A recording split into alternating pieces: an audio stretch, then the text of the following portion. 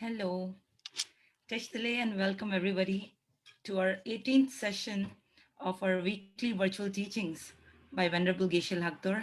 And once again, we are truly very fortunate that we could make it and we could be here to listen to Geshe-la. And Geshe-la, thank you so much for blessing us with your presence and with your insights. Thank you so much. And please, Geshe-la, start Okay, sure. sharing your insights with us and enlightening us. Thank you. Welcome, everybody. So today's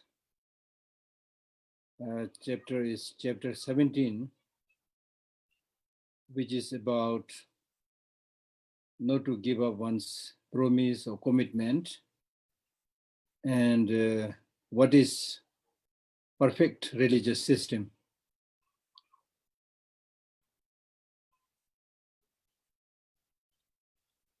So with regard to making commitment and promise, it is said that the sublime beings do not make many promises and commitments. And once they make a commitment or make a promise, they will not break that promise even if they die. Just like carving on a stone, even if the stone breaks, the carving will still be there. So therefore, you must have noticed that when the Tibetan Buddhist teachers, whenever they compose the text, right in the beginning, there is a verse which is titled as Promise to Compose the Text. So right in the beginning, when they make this commitment or promise to compose the text, that means they are going to complete it. Not like many of us. We are very good in starting something and leaving everything unfinished. So therefore, it is best not to start anything if you think you can't do. It's not only Dharma practice, whatever work it is, it may be good also. Even if it is good, if you don't have the capacity to, or the time to complete it, then you should not take it. So as I said, it's not only Dharma practice in our day-to-day life. I'm sure most of you who are attending this teaching are senior people. So I'm sure you know this. And I've known this in my life very, very well. And especially these days, there is the lure of money, saying that if you could do this within such and such period of time, you will get such and such sum of money. And then they give you what they call as a deadline. So with the temptation for money, if you try to meet the deadline, even if you don't really have the capacity or the time to do it, then before you meet the deadline, you may be almost dead. So therefore, I have at least on my part, as much as possible, not to try to meet any deadline. It may have its advantages sometimes because it will make you finish certain things. So there are different people having different experiences, but at least I'm sharing you my experience. When you do something, it should be done by fully knowing the impact and the benefit of that work. If there are like 10, 20 different things that you can do, you should do one which you think many people can't do and which has the capacity to benefit many, many people. For example, instead of becoming as a translator or a Buddhist student, if I do cleaning or brooming the surroundings of library, I can easily do that also. But then that many people can do. What I'm doing, not many people probably can do. So therefore, it is better to do that which not many people can do and which also has a lot of benefit to other people without consideration for name and fame and money and things like that. Because anything that you do with this motivation to help others, with full commitment, not keeping in mind the lure of money and the fame and name and so forth, then you will really enjoy it, enjoy doing it. And there will be full satisfaction when you have completed it. Just today we did a book launching, and there is a young Tibetan who has been writing a very extensive Tibetan history, which took him over 8 years. And it is like 5 big volume, so which he completed through his own initiative. And we launched it, published by library, and we launched it today. So I could easily see the joy that he is having because it was pure kind of commitment for the work, not for name, fame, and things like that. So that's important. So therefore, don't make commitment easily. If you make a commitment, then you should complete it, finish it. I have in my life met many people who will readily say, I will do this, I'll do that, I'll write back to you, this, and then nothing. Especially many people come to do interview with me. Then I tell them, okay, after you finish the interview, at least send me a copy. Oh, yes, Geshe, sure. Hardly any of them sent that to me later on. I mean, I don't feel any loss for that because what I've told them, I know. but that, and I'm not criticizing anybody. It's a human way of doing things, out of sight, out of mind. That's a human kind of weakness or something, you see. So it's important to remember the good things and develop right motivation and complete it. In Tibetan, we have a saying, "Yak share tsa sawa na hi ma chi." That means don't when it comes to study or doing something, don't do it like a blind yak eating the grass. When a blind yak eats the grass, he will not do it systematically, because he's blind, He can just move his mouth in every direction and try to get a little bit of tuft of grass here and there. so, so it should not be like that. So therefore, right at the beginning, in this chapter, Atisha and Drom-tonpa, they are really advising us to not to give up your commitment. Now, commitment, there are 100,000 commitments. In the context of a spiritual practitioner, we have made so many commitments. Commitment of becoming a monk and commitment to observe all the vows, and then for everybody, lay people, everybody, we have received how many Kala Chakra. During each Kala Chakra, the Lama gives a commitment. We have, by closing our eyes, said, yes, Guru, great Lama, I'll do it. You repeated this 3 times. Similarly, we have received the Bodhisattva vow many times. We took refuge many times. So all this, teachings have commitments. And in fact, the whole Buddhist practice, when you say you are going to practice, you are making a commitment. But we are not able to do. So there is the problem. There's the problem. So therefore, making a promise is not easy. And in English, they say promise breakers are bad, worse than dog or something like that. Huh? Anyway, that may be true, not may be true, but we should make attempt. Then this chapter also summarizes the perfect religious practice or system. So here in this chapter, he briefly mentions when you talk about the whole system of the Buddhist practice, then it starts by taking refuge to Buddha, Dharma, and Sangha. I'm not going to explain this in detail because I'm sure you all know that. And human beings have this tendency to take refuge in someone else when you are unable to do something by yourself. That's nothing abnormal. It's just human nature. So based on that human nature, this Buddhist teaching, in the Buddhist teaching also we have this process of taking refuge to Buddha, Dharma, Sangha. So we take refuge to somebody when we have a problem.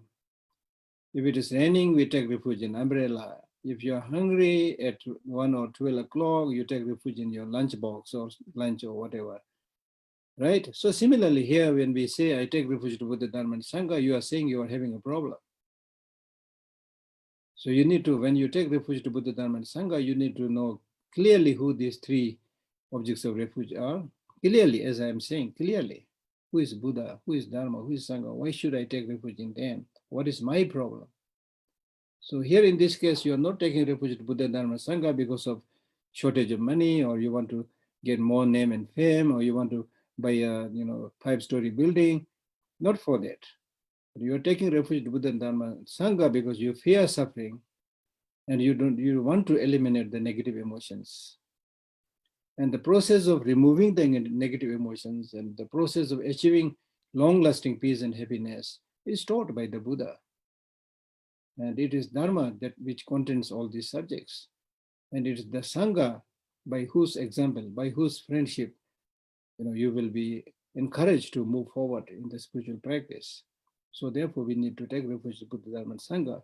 Just as a person, when he or she is terribly sick and bedridden, then he or she has to take refuge to the doctor, a good doctor, okay, good doctor, and then good medicine, and then a good helper, nurse, or your parents or relatives, whoever, somebody to help you, because you are bedridden, you're not only sick but terribly sick. So when you're terribly sick, you're unable to take your food, you're unable to wash your clothes and things like that. So there you need three. When you're physically very, very sick, you need three. Buddha, the doctor, the nurse, and the helper. So similarly, from a larger perspective, we are all mentally sick with anger, sick with jealousy, sick with all kinds of negative emotions, right? So in this case, therefore, similar to the doctor, the nurse, and the helper, so when we are mentally sick, also we need Buddha, who is like a doctor, and then his teaching, which is like a medicine, and the Sangha, who is like the helper. So you need three. So it makes perfect sense. Perfect sense. So in order to wholeheartedly, take refuge to Buddha, Dharma, and Sangha, you need to have this sense of fear, which unfortunately not many of us have. Fear of what? Fear of samsara, fear of cycle existence, right? Not everything is right. Once we are born in this cycle of existence, we get all kind of problems, be it pandemic, be it family fight, be it flood, be it earthquake, be it 100,000 problems will crop up on a daily basis. And then if you look at the fact of your life itself, you are born crying. Although we say happy birthday, but suffering birthday is there, starts from suffering birthday, then aging is sickness, and then death, and between so many other problems, Those people who you want to meet, you are not able to meet, they are not responding. Those people who you don't want to meet, they seem to be standing at the corner and waiting for you. so, so we have many problems, right? So once you realize, especially when you develop a larger perspective, why I'm having all these problems. You're having all this problem because something is basically wrong. And what is wrong is this very psychophysical aggregate that you have, which is conditioned by negative emotions and contaminated actions, contaminated karma, right? So therefore you are susceptible to all kinds of problems and difficulties. So therefore now, having obtained this precious human life, you need to come with a way to remove that contaminated action, which is also rooted in negative emotion, and especially the three poisons. So for that, you need to really, have this fear of fear caused by these negative emotions. These negative emotions are the worst kind of pandemic. Nobody has invented any injection or to do away anger or to do away jealousy. COVID-19 may be very dangerous, huh? But still we are coming up with the vaccine, and there are some strategies now. Hopefully it will gradually lessen and come to an end. But is there a vaccine injection to remove your anger, or rather the anger of the humanity, the jealousy of the humanity, right? This is something continuously we observe in different parts of the world, killing each other, exploiting each other, fooling each other unnecessarily. So much of the problem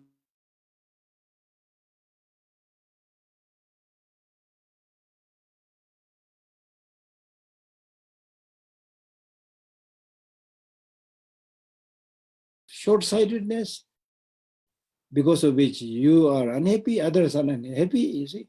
How can you be happy when you keep on bullying others, exploiting each others, How can you be happy?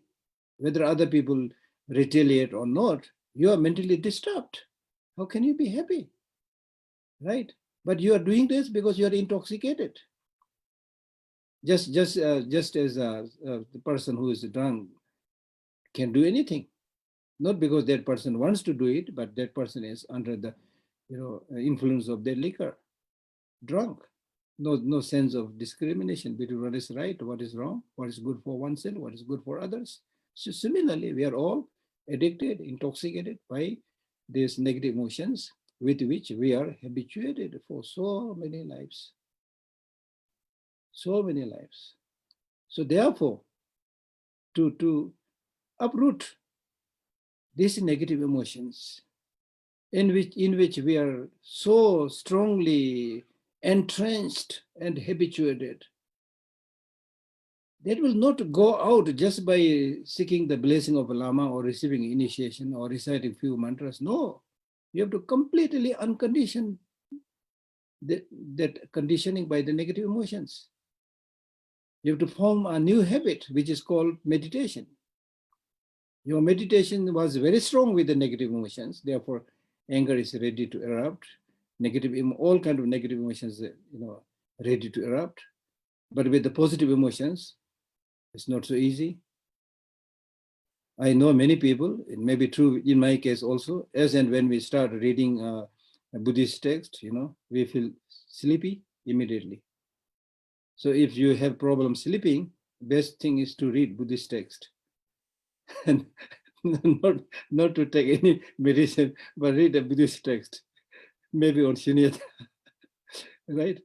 Your eyelids will immediately become heavy and you will fall asleep, But if it is something else, going for an entertainment and things like that, your eye will also become bigger, so alert and so sharp, You can, without even closing your eye, sit and watch that so-called gripping movie for 3 hours continuously, without even moving, you see.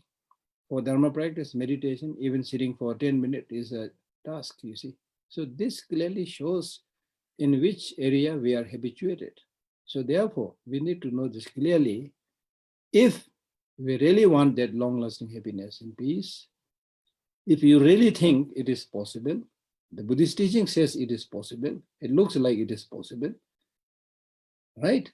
Then unless we make some attempt, this short-lived attempt that we are making is better than nothing, but it will not really help us uproot the negative emotions. And so long as you don't uproot the negative emotions by lock, stock, and barrel, as we say, then again the influence of these negative emotions will be there. And again, you will lead a life influenced by this intoxication, right? Then you will again be just like a person who is intoxicated, will just grow in the darkness, So similarly, we'll keep on groping. That's what we are doing. We are groping in the darkness in this cycle of existence and not finding anything, Just like a blind person groping in the darkness, right? So when you're blind, you grope in the darkness, and there's very likelihood that you will fall and you will get hurt. So that is what we are experiencing in the cycle of existence because of the blindness of ignorance, right? So therefore, in order to uproot these negative emotions, we should follow the advice and teaching of the Buddha and rely upon spiritual masters or Sangha who are good examples. We are ordinary people. We are very ordinary people. So therefore, the people with whom you associate is also very important. Very important, because if you associate with somebody who is a wayward, drinker or, gambler or something like that, you will easily pick up that habit. It's very easy to get addicted, right? Like, for example, even if you're addicted in something that may be not so destructive, but it will at least ruin your time, right? So like that. On the other hand, if you get more associated with people, good Dharma practitioners or good people, you will also pick up their habit. In their very presence, you will find that calmness and peace, and you will also talk about those topics. I remember very well once I was staying in a place when I was working in Delhi. Then we had few people, having lunch, dinner together. Then during the lunch and dinner time, I was the, black crow. The subject they were talking I was not interested. So I hardly have anything to discuss with them. So I'm not saying that I have the best subject and they don't have that. I'm not saying that, but simply our interest is different, you see, right? So therefore it is important to rely upon spiritual teachers and spiritual friends and do one's practice. And then secondly, in this chapter, it speaks about the importance of observing morality. As Nagarjuna has clearly said, that just as the moving and the unmoving, the moving means sentient beings, and unmoving trees and houses and so forth, has to depend upon the ground. Without the ground, nothing can stand. So similarly, for developing any virtuous practices, the ground, like, the foundation or basis is morality. If morality is not there, you can't meditate. Impossible to develop one point in meditation. Impossible to develop wisdom analyzing emptiness or any other virtuous practices. So morality here, basically, in Hindi, it is called Shila. Shila, Samadhi, Praja, Shila. Shil is similar to this other Hindi word which is called Shitalta. So Shil means cool, coolness.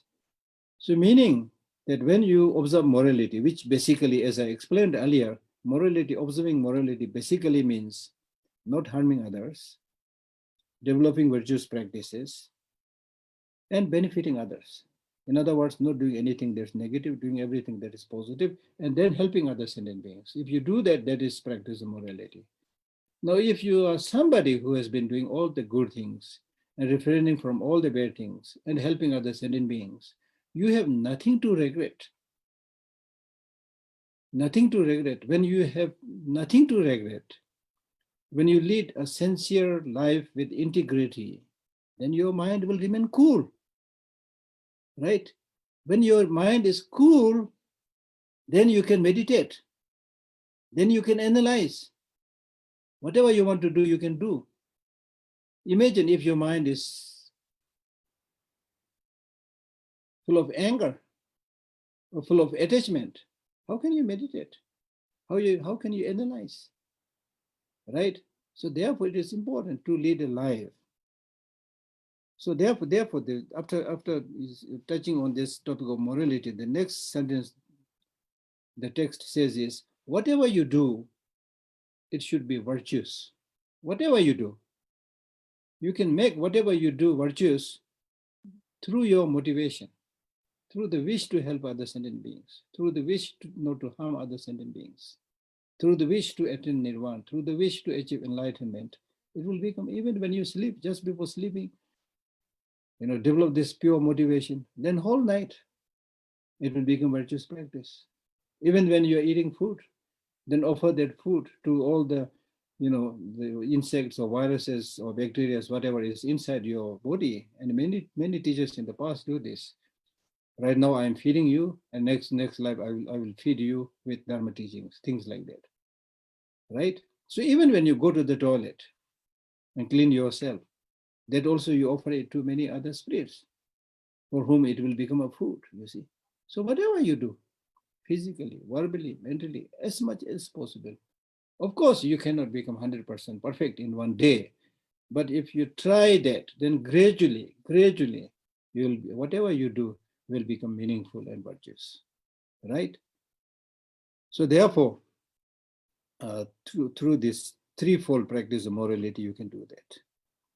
And then after that, of course, you need to, to uproot that negative emotion. Uh, the root cause, of course, is ignorance.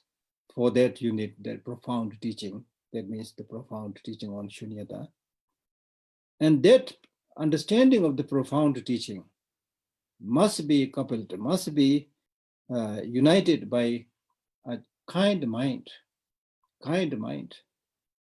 As I had mentioned earlier, that the Buddha himself has clearly said that if you have one practice in the palm of your hand, or one quality in the palm of your hand, you have all the qualities in the palm of your hand. And what is that quality? Great compassion. I mean, so powerful. And I mentioned this earlier. Compassion means the wish to remove sufferings of all sentient beings. If you honestly, sincerely have this wish to remove sufferings of all sentient beings, how can you harm other sentient beings? How can you exploit them? How can you cheat them? How can you lead a life of duplicity towards them? How can you directly, indirectly harm them? It's impossible. So even if you have one quality, like great compassion, all other practices will come, right? So therefore, great teachers like Atisha, as I told you earlier, some of you may not have heard, that whenever he meets a person, instead of saying hello or how are you, I mean, which is, I think, quite similar, he used to say, have you had a good mind? Have you had a good mind? Have you had a good mind? And His Holiness the Dalai Lama, I found in, in all, in the conclusion of all of his talks, he would normally say, have a good mind and relax in peace. That's what he always said. Have a good mind and relax in peace. So that is the almost like summary of Buddhist practice. Now again, the important thing for us to know is you will not become a person with good mind just because you want to become a person with good mind. It's not that easy.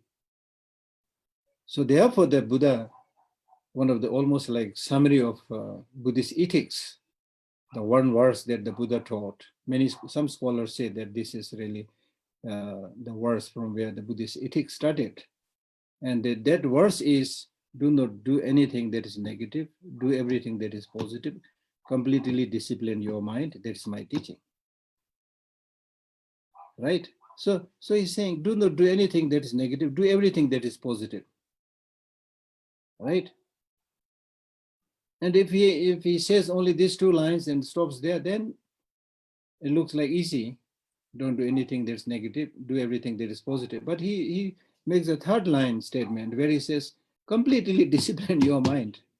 Not do anything that's negative, do everything that is positive. It's not easy. For that, you need training of your mind. Completely train your mind, discipline your mind. And this is my teaching. So again, it's a question of training your mind, because there are many things, good things that we don't know it is good. There are many bad things we don't know it is bad, especially the subtle level we don't know. So therefore, we need to study and train our mind. And then the process of training basically is summarized in the practice of the three precepts, as I briefly mentioned: training of morality, training of one point in meditation, and training of wisdom, right? Training of wisdom.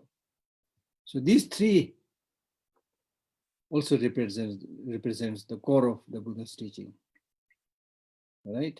And my teacher used to say that morality is like your body being healthy.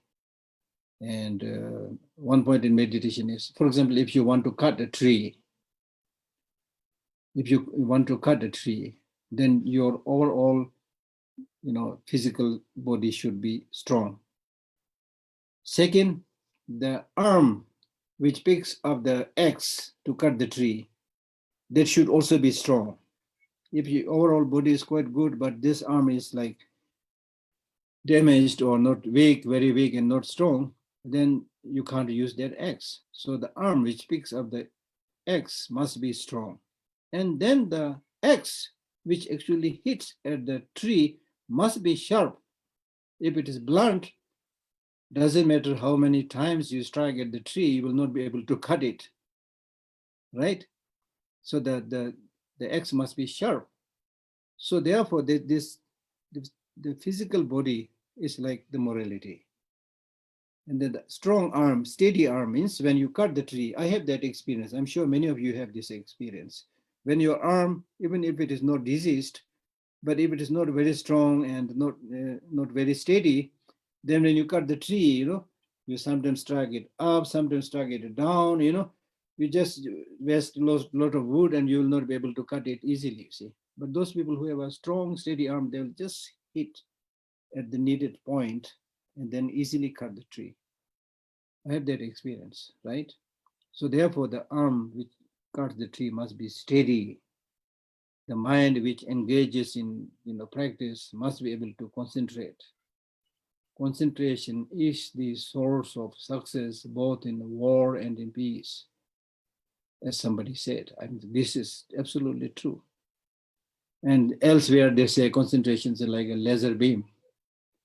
If the rays of the laser beam are scattered, it doesn't have that capacity to cut through the steel.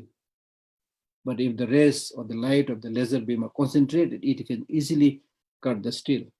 So concentration is really important. And then the wisdom that analyzes the object, its ultimate reality, its conventional truth, its ultimate truth, its long-term benefit, whatever, you analyze. It's extremely important. So these three are another important set of practice. And then, as right in the beginning we mentioned, for those of us who follow this Kadamba tradition, we should rely on this Kadam Lachu Dundi, that means 4 deities and 3 dharmas. The 3 dharmas, the 3 pitakas, and then the 4 deities, as I mentioned earlier, the Buddha, Achala, Aryatara, Avalokiteshvara, right? And then especially because your job is to cut, not only to prune. Just like, for example, if you want to cut a tree, then you have to cut it from the root. If you want to completely do away with that, it's not enough just to do some pruning and remove some leaves and things like that. So in order to cut the root of cycle existence, cut the root of all the negative emotions, you must hear, think, meditate persistently, relentlessly on both the profound teaching and the vast teaching. Vast teaching refers to the stages of the path, right from finding a great teacher and then the rest of the path, right? Systematic. Systematic is very important because many of these stages of the path practices are titled, the title itself is called Stages of the Path. Similarly, we have Kamalashila, Stages of Meditation. This is very, very important because it's actually, I think, a law of nature that you need to achieve success gradually, stage by stage. There is no push button enlightenment. Although we wish that, especially in the modern time, we have this addiction to the modern technology, and we use many of the so-called automatic machines. So we wish that the long-term happiness and peace also come with the touch of a button or quickly. But if you look at the nature, how trees grow. You plant a small seed and then you wait and then the seedlings come for sprouts come forth and then it becomes bigger and bigger. It takes a lot of time. Even when you construct a house, you need to make the ground floor and then the first floor and second floor. Even when you move into that building, you need to, go step by step. Even when you go in a lift, still it is, stage by stage. You cannot right away on the first stage or first, the last floor or whatever, you see. So therefore, you need to, especially in our mind, because our mind is not used with this many of these spiritual practices. So it should be trained, just as a student cannot, without studying ABCD, cannot do the PhD course, right? So similarly, we need to start from the beginning and then gradually train our mind. And then, of course, while you do that, you should especially pay attention to the profound teaching, which is actually the wisdom understanding shunyata, which actually is the direct antidote to removing the root of negative emotion. So that must be there. Now, when you do this kind of practices, then as we discussed already, you need this commitment. And one of the main hurdle is laziness. Laziness. Now, laziness means not just not doing things as we normally understand. It is much more than that. Not doing things is also a laziness as we normally understand. But then there is also laziness of procrastination. Yes, I have to do it, but I'll do it tomorrow. but I'll do it next year. Right now I'm busy, I'll make some money. Right, when I have made enough money, then I'll do some Dharma practice. Right now I have to go to a movie, so tomorrow I'll practice. Today it's Sunday, I also need to enjoy. Next day I'll do it. So in this way, you keep on postponing, you see, postponing. And you almost treat it as a less important thing. The very reason you are postponing means it is not urgent. It's not very important. You have that mentality. So you keep on postponing, right? So that is also laziness. The third kind of laziness, which is called laziness, which comes by belittling oneself. Yes, this is important, this must be done, but I'm not intelligent, I don't have the time, I don't have knowledge, I can't do. So you look down upon yourself, you belittle yourself, and you don't make that effort, right? So it's important to make that effort. Even if you can't read, you can listen to the teaching, you can listen to the translation, you know. There's so many ways to learn these things, right? And there is nothing in the world which will not become easy if you get familiar with it. Right from your like kindergarten studies to PhD, how much progress you have already made. And especially in your life, if you see, very often you when you get some setbacks and then start thinking, I can't do, then you should see how far you have come, how many things you have already achieved in many fields. So from that, you should get the inspiration. Since I've reached up to this stage, facing all these problems, all these difficulties, why I can't do this one also? And then you should have that interest, liking, delight, right? Then it becomes easy. That's important. That's important, right? And there is another kind of laziness, which is laziness of getting attached to less important things, right? Which is similar to, a little bit similar to what I already explained. But if you see other activities of life more important than Dharma practice and get attracted to there, distracted to there, that is also laziness. So there are many different kinds of lazinesses, right? So if you let yourself ruled by laziness, forget about Dharma practice, you are not going to get good food also.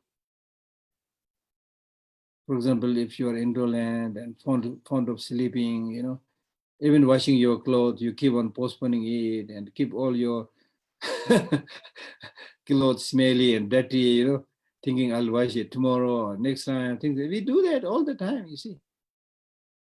So which is not good, which is not good, which is not good. So laziness is a big hurdle. Laziness is different from resting. Yes, there are occasions when you are tired, you need rest. That's one thing. But laziness is really a big obstruction. Okay. And then also, if you see carefully, the more you remain lazy and keep on sleeping, then the mind also become more sluggish gradually and will become less clear. Gradually, the clarity of the mind will be lost. It is probably the nature of the brain or nature of our human cells. The more you remain active, the more they fed with the needed energy, and thereby your mind remains sharp and your cells also become active and things like that.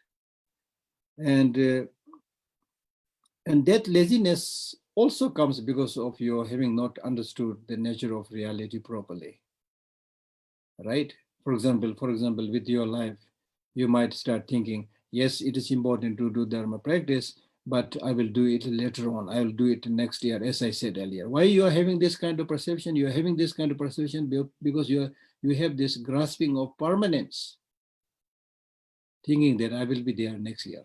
I'll be there next month. From where you got this confidence?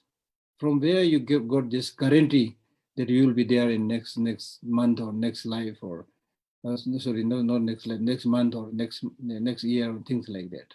I mean, during the COVID-19 experience, how many people lost their life? You see, they may also have been, planning like us to live long life. but they're all gone. So many people have already died. I'm talking about only the COVID-19 patients. Many other people who are suffering from many other diseases, they are gone. So therefore, you should realize that next life and tomorrow, which will come first, nobody knows.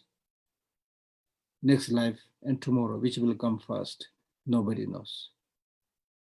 Right? So therefore, start now for the so-called future lives, which may come tomorrow. And if you die unprepared, thinking that you will live for a long, long life, then it's like your flight time has come, but you have not booked your ticket. And you have nobody receiving you at the airport on the other side of the country or things like that, right? So it's important to start as much as possible right now. Because as we discussed earlier, death is definite. Unfortunately, or fortunately, I don't know. Death is definite. The time of death, unfortunately, is not definite. Death is definite, but the time of death is indefinite. It can come anytime. It can strike us at any time.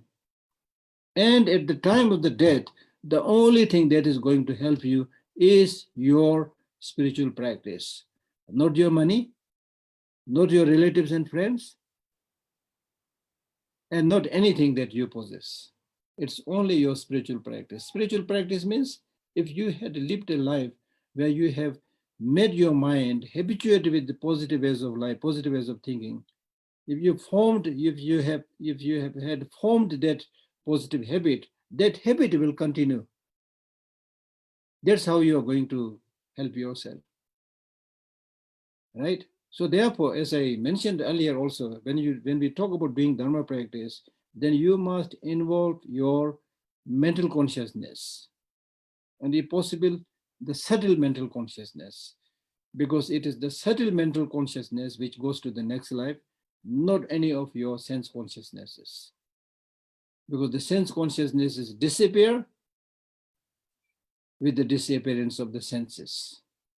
So what goes to the next life is mental consciousness in general, and especially the very subtle mental consciousness. So that's why we need to do meditation using this mental consciousness, at least, if possible, the very subtle mental consciousness, whose technique is taught in tantric practices. So that is important. That's important. So therefore, meditate on impermanence and try to remove or lessen this grasping to permanence. Grasping in general, and especially grasping to permanence. And here the teachers, they are saying that in the past also, you did not fear the sufferings in the samsara. And therefore you continued to develop negative emotions and contaminated actions. So the result is what we are experiencing today. Still an ordinary person with the negative emotions, with the sufferings.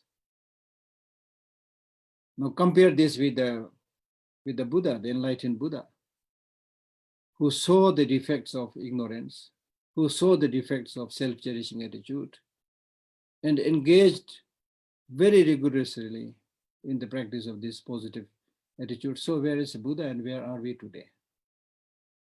So that is the difference between the practice of self-cherishing attitude and the practice of bodhicitta. The practice of wisdom, understanding emptiness, and the practice of grasping and seeing things as having inherent independent existence. So therefore, the masters here are repeatedly saying, it is not enough just to chop some branches and leaves, but cut the root of that poisonous tree. Now, in order to do that, you need to do the practice in accordance with the lamrim or stage by stage practice. So doing that practice, one of the most important thing is be careful about what kind of action you are taking. All your activities, physical, verbal, mental, must be positive. Even if it is a minor thing. If it is a negative, minor action, don't say it will be okay because it's not a big thing. It's a minor negative action. Even that minor negative action will harm you. Just like when a small particle goes into your eye, no one will say, oh, it's a small particle, no problem. Let that small particle enter into my eye because it will create a lot of problem in your eye. So similarly, be aware of committing even a minor, small negative emotion. Try to eliminate that, abandon that. Because if you look at the nature of these negative emotions or positive emotions, whatever actions you do, their fruit never get wasted or lost. It's not like escaping the police. If you commit some minor crime and then if you be very clever, you might be able to fool the police. But in the case of committing the negative emotions, it is said that you cannot fool. It's natural process of the law of nature. A very concrete example that is given is the bird and the shadow. Whenever the bird flies, the shadow accompanies that bird. Even when the birds fly very high, you don't see the shadow on the ground, and you might think, okay, now there's no shadow. But as and when the bird alights and comes closer to the ground, again you will see the shadow coming. So it means the shadow has been with the bird wherever it was moving. So we cannot cheat the law of karma. There's nobody somewhere there, waiting for you to give you the punishment and the reward. But whatever action you do, consequences you have to experience. For example, if you sow the seed of a rice, you will get a rice crop, not a mango or some other thing. You see, it's a law of nature. It's law of nature, right? And the very, very Buddhist teaching is in accordance with the law of nature. The foundation of the Buddhist teaching is true truth, which is law of nature, the conventional truth and ultimate truth. It's not made by Buddha. It was there. Buddha only discovered it and explained it. It's law of nature, right? And then based on that law of nature, the true truth, Buddha taught a system of developing the good heart and the wisdom, and through which you will get enlightened, right?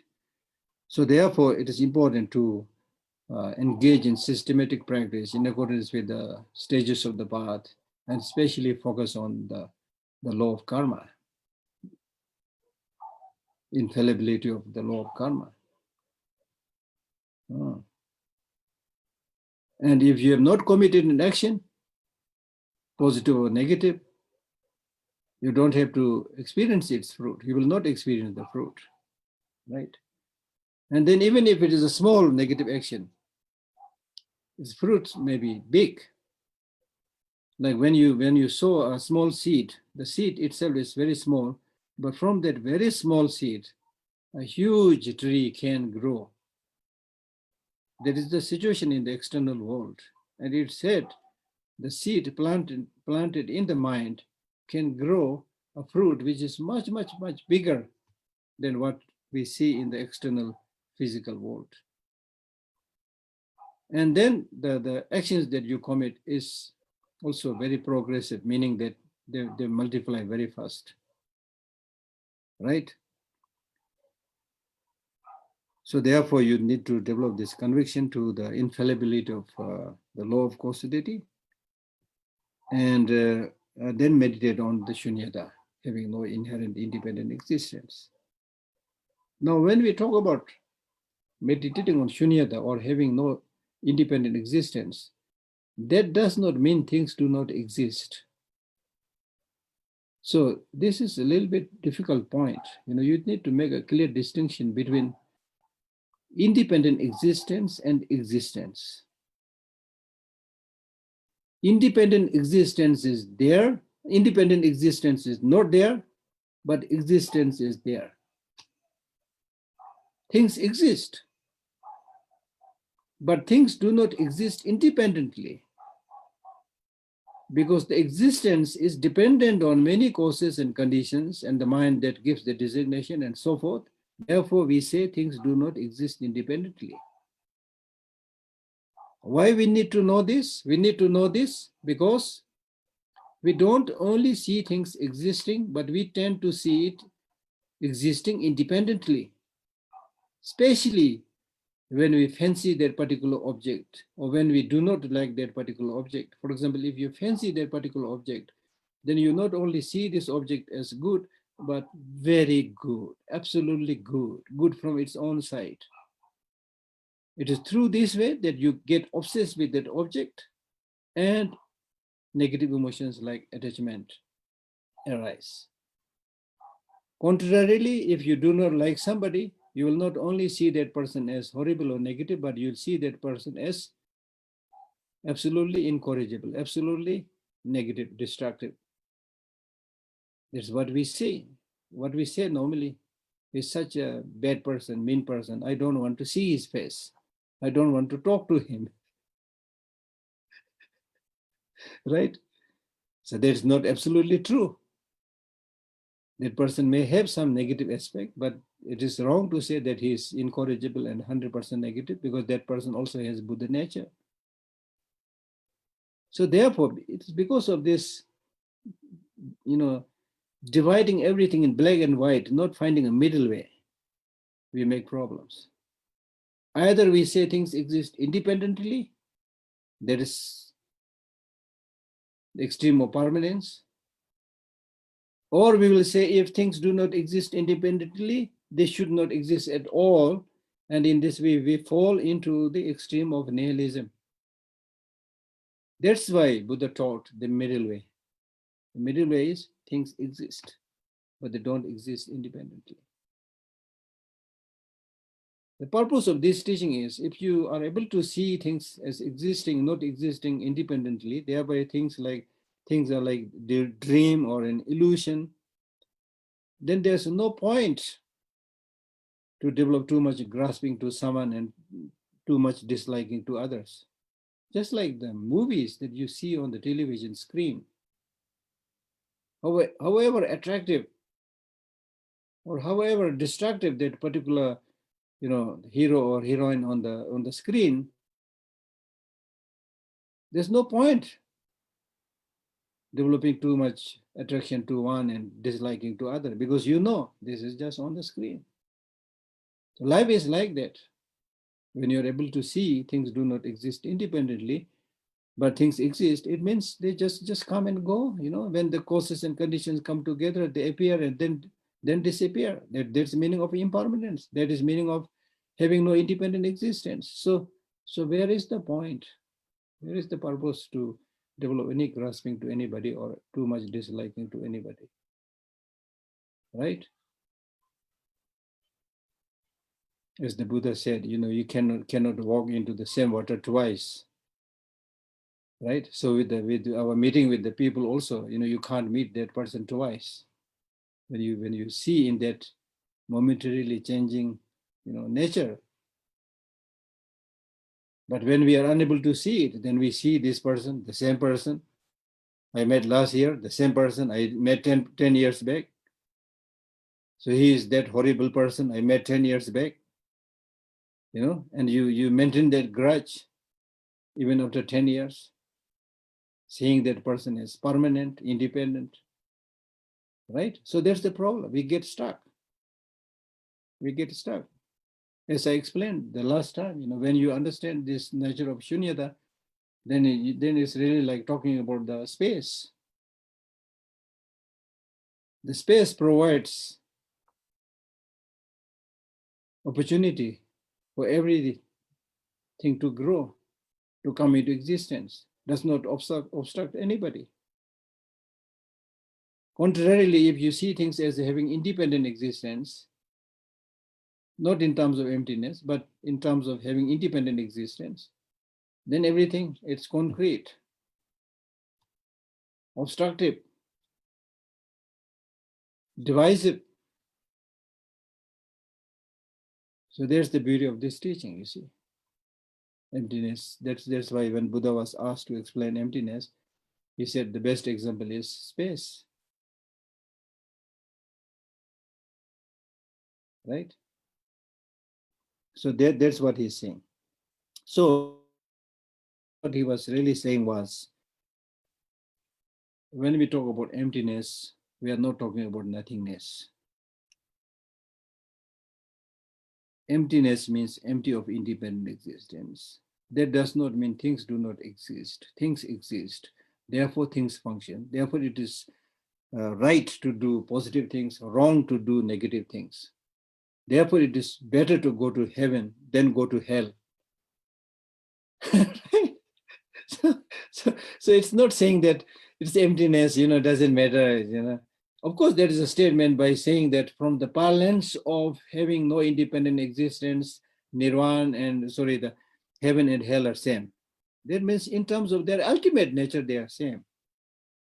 Because both doesn't have independent inherent existence. But that doesn't mean they are basically same. So Buddhist teaching is not saying there's nothing good or bad, there's no suffering, no virtuous practice, no, nothing. It's not saying that. It means conventionally things are there. But if you look at the ultimate reality and try to, lay your hands upon something called having independent inherent existence, you will never find that. That's the point. That's the point. So that's why the whole phenomena has been explained in terms of dream, in terms of mirage, in terms of magician's creation and things like that. It's a wonderful teaching, And even in the case of our, forget about other phenomena, even in the case of your own body, we are seeing our body as something very concrete, something very obstructive. But when the same body is seen through a very powerful microscope, things like that, it will be just like a bubbling energy. Not so concrete, not so abstract as we are thinking, you see. So you need to have that wisdom eye to see the reality. So that's why Buddha compared this body as a bubble or as a foam or as a mirage and things like that. All right. So therefore, to conclude, the unity of appearance and emptiness must be understood. Unity of appearance and emptiness means things appear, things are there on the level of conventional truth, things function. But things do not exist as we think. They do not have independent existence. Therefore, they are empty of independent existence. So that is called unity of appearance and emptiness. In order to understand emptiness, there's no other way but to go through the conventional truth. Conventional truth is the means, and ultimate truth is what you get from that means. So that means when I talk about emptiness of this page, when I talk about emptiness of this page, I need to know that emptiness of the page only through by analyzing and studying this page. I analyze the nature of this page, and then I don't find any page here which has inherent independent existence, because the so-called page is made up of many materials. And apart from these materials, when you split this paper into different parts, you won't find anything called paper at the end of the analysis. Right? So therefore, conventional truth is the means, and ultimate truth is what you get from the means. And if you do not know this distinction, then you will fall into the prey of negative misconceptions. Right? So on the conventional level, you are very much there. You are listening to the teaching. I am talking. But on the ultimate level, if you try to pinpoint where is this person who is speaking, you will not be, able to find a kind of ultimate thing saying that, okay, I found this is Geshe Lhakdor. Take his body away, take his mind away. What will you find? You will not find. You will not be able to pinpoint something which you say this is the essence of that person. So that's what we are saying.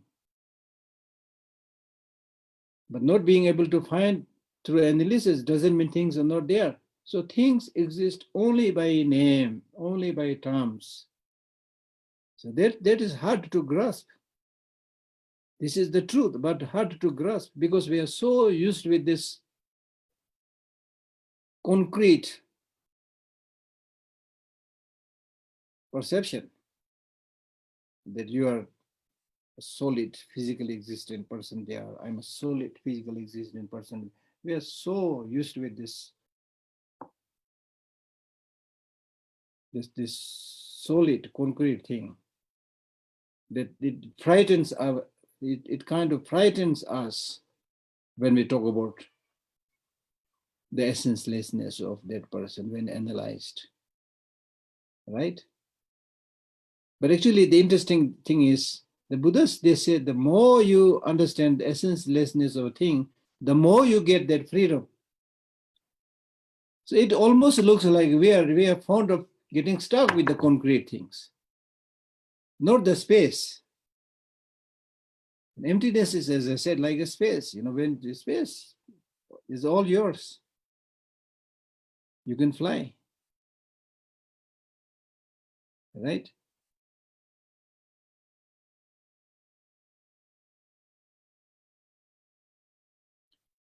So more or less, that is the subject matter of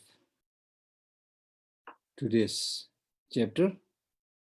So I'll stop here. And if you have one or two questions, please ask. Yes, so thank you so much, Kishila. We already have Natasha with her questions. Natasha, you can go ahead, please. I'll send you the request to unmute. Yes, thank you. Thank you very much. Thank you very much, Geshe-la. We have 3 questions today. The first one, how to react to the beggars and people asking you for money if I'm not sure if they are not cheaters, because I kind of feel that I need to go money, but I doubt if people are cheaters or not. And the second part of the question is how to satisfy the material needs of others if the material resources are limited. Good question. So that's why we have been talking about the need to use both the head and the heart. Your heart says that person looks like a beggar, she might be in need, I want to give. But then your head, the wisdom should analyze. In terms of practice of giving, it's clearly said, giving in general is good. Practice of generosity is good in general, but you need to know to whom to give, how to give, when to give, what is proper, what is improper. Just in the name of generosity and giving, if you give poison to somebody, it's not counted as a giving. It is killing somebody, destroying somebody's life. Right? Similarly, if somebody is like practicing, somebody is fasting, hungry but fasting, then if you give food, delicious cooked food, that person might lose his or her fasting. So you need to use your brain. Yes, you are right. There are many people who are cheaters. So therefore, in the name of practitioner, you cannot just say ha to everybody, and let yourself be fooled. That's why you need to use this wisdom all the time, right? So deep down, you should have love and compassion to everybody. But how to help, when to help, what is proper, what is improper, you need to use your wisdom, analyze it. Otherwise, there are many people who don't work and they cheat other people's money. And especially if you show the so-called compassion or things like that, they'll unfortunately see that as a weak sport, and they'll take advantage of you. I also have a little bit of that experience, you see. It happens, unfortunately. So that's why Buddha was not satisfied with the practice of giving alone. He spoke about 10 perfections, practice of 10 perfections. And especially he decided to become enlightened to help all of the sentient beings. He never said that I will remove the sufferings of all sentient beings by distributing money and wealth. No. So long as people's mind is full of negative emotions and things like that, it is not possible to help them completely. You can help them temporarily, right?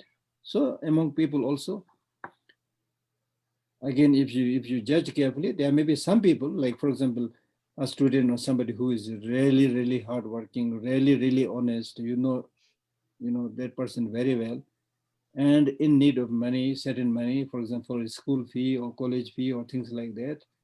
And once that person gets it, he will not ask you more, but that will really, make him pass his university or college. So if things are clear like that, then it's wonderful to help, right? But if that person who is asking for help, there's no clarity and things like that, then of course you can give a lunch or dinner. That's no problem. You can give things like that, and then not make that person run after you, or not make that person dependent upon you. You should make it very clear. That's important, right? And then especially as the second part of your question, it's impossible to satisfy anybody with material gifts, right? And material gifts, you can never make anybody completely satisfied. As I cited this quotation, the king with all his kingdom remains hungry, and the beggar with just a begging stick, feels contented. It's your attitude, your wish. Just by having material things. If you have, like, if your salary today is 10,000 rupees, tomorrow you want 20. If your money is raised to 20, you still think, oh, it's not much, I need 30. If you get 30, then it's, oh, my peer is getting 40, I should get 40. It's endless. It's endless. And then on a bigger, perspective, the material resources of the world itself is by definition limited. So we cannot get unlimited material, things from limited resources. Impossible. Okay. Thank you very much. And the second question is how to struggle against distractions and drowsiness while reading the texts. The language of philosophic texts can be very difficult. And sometimes the text itself, is very interesting. The subject for me is very interesting, but it is very difficult to read it. So that is a problem that should be solved not just by you, but other translators and teachers. The teachers who should teach in a language that other people are able to understand. So it is also the job of the teacher, and also the translators who translate the text. So the important thing is see all this Buddha's teaching as a, as a usual human conversation, right? Not like some hidden kind of secret language which is difficult to understand. I mean, it's not composed in that way.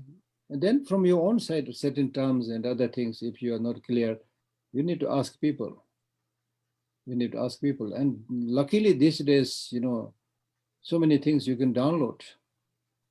So if one particular translation is not clear, there may be another versions, another translations, read that because of the differences in terms of process of translation and also differences of the caliber and the knowledge of the translator. They might put the same thing in different languages. So it is important to do that, right? Okay. Okay, and the last question is from a gentleman by name Oleg. He says, Geshe-la, while I'm listening to you, I have a growing desire to just withdraw from the fuss of this world and go to the retreat. Yeah. So what do you feel about this effect of your words on me? It's good that my words are having some effect, but don't get excited with everything. I'll tell you this story. I think I have told you this story, during Milarepa's time, because Milarepa was somebody who has renounced everything. So there was this guy who was admiring Milarepa's renunciation, practice of renunciation. And he said, I also want to become like Milarepa. And overnight he threw all his belongings. It's easy to throw away the belongings, but it's not easy to develop your, to sever the tie with your mundane things or do away with your desire, attachment, and so forth. So this person, not like Milarepa, still has this obsession to material things.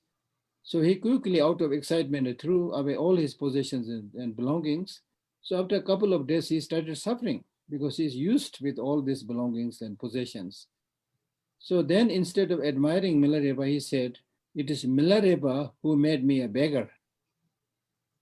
You see, so you might say, oh, it's Geshe Lhakdor who made me a beggar later on, right? So I appreciate that you're, enjoying some of my talks. But what is important, I would suggest is, as His Holiness the Dalai Lama suggested, His Holiness normally suggests for ordinary people like us, it should be 50-50. 50% for this life, 50% for afterlife, or 50% for oneself, 50% for other people. So do retreat, study, meditate as much as possible. But also, so long as you have this stomach, you need food, you have this body, you need clothing, so for this also you need to work. But if you're somebody lucky who has all these facilities, then of course you can devote your time for spiritual practice. So it depends what kind of your situation is. Thank you very much, Geshe-la. Thank you. Thank you.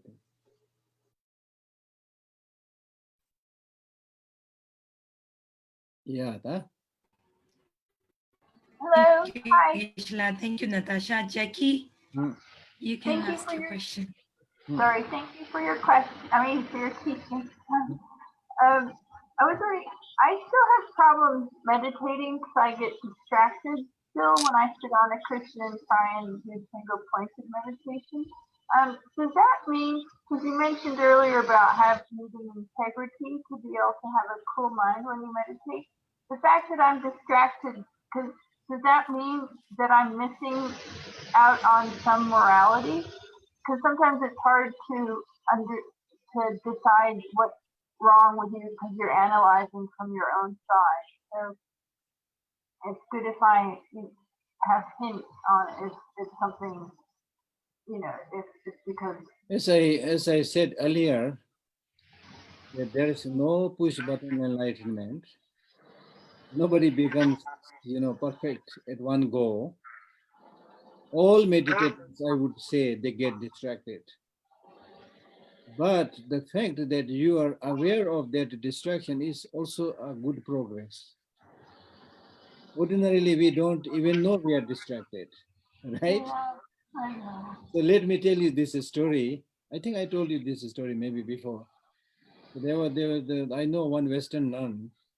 She came to me one day and she said, Geshe-la, I've been practicing Buddhism for a number of years, not making any progress. What should I do?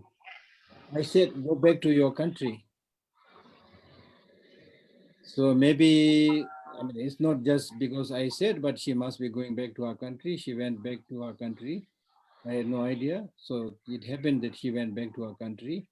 And after several months, she came to see me and said, Geshe, thank you. Then I said, for what? The last time when I came to see you, when I told you that I'm not making much progress in my spiritual practice, you said, go back to your country. So it was kind of a little bit blunt, but now I realize what you mean. So I said, what did you figure out? She said, when I went back to my country and met so many of these other people and their style of, work and their behavior, I found that I made so much progress.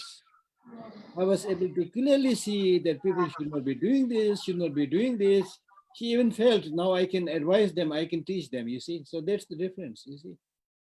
So it's important to realize the progresses that one has made, before you have started anything, right? Not only just your failings, but also your achievements, right?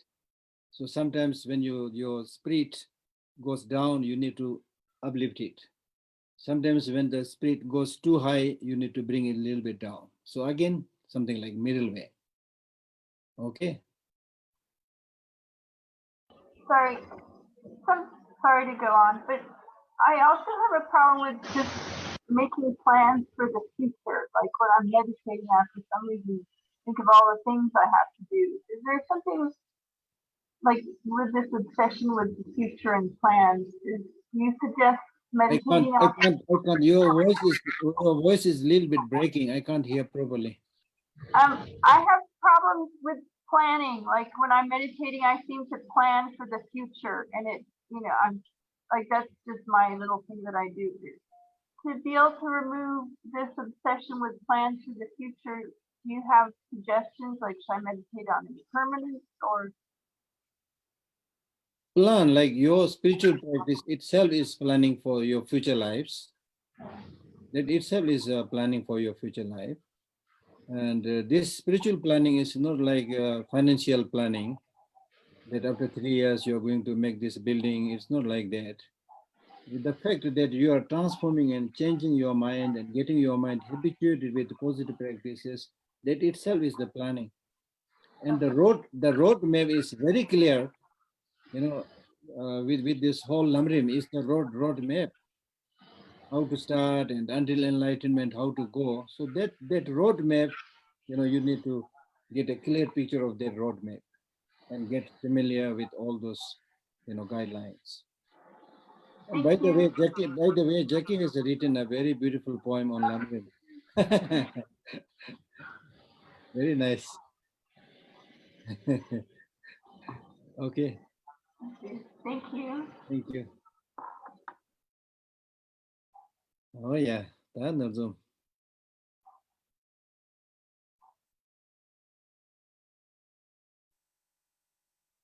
Oh yeah, Narzum. Can't hear you, Northern. So sorry, I blabbered a lot. You missed a lot. Just kidding. Thank you so much, Kishla. Really, I said Sonam Sakso. In we say Dhanya ho gaye. I don't know how good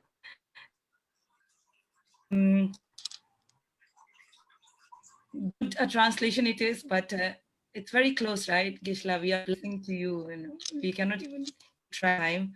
Thank you so much, Kishla. See you next week, and see you next week, everyone. Please be there. Thank you. Bye-bye. Yeah.